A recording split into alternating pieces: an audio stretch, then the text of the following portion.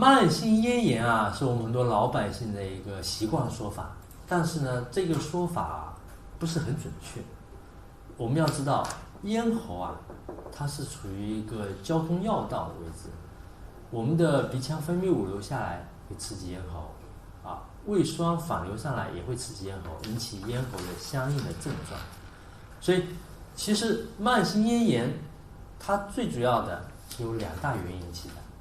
准确一点的说，就是鼻炎、鼻窦炎，鼻腔分泌物流下来刺激咽喉，这个叫做鼻后滴漏综合症那么还有一些病人呢，他会胃酸反流有反酸，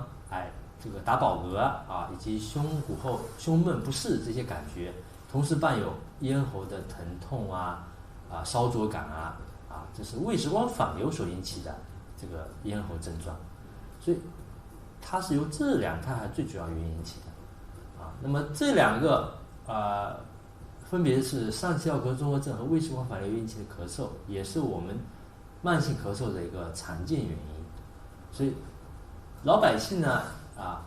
习惯就是经常会到门诊来，就习惯先入为主，说我是慢性咽炎。所以作为我们临床医生，希望大家呢跟医生讲的时候把症状说出来，而不要说你的个人的判断。比如说你就把你的喉咙痒喉咙有这种黏哒哒的感觉喉咙痛这些症状描述，而不要直接跟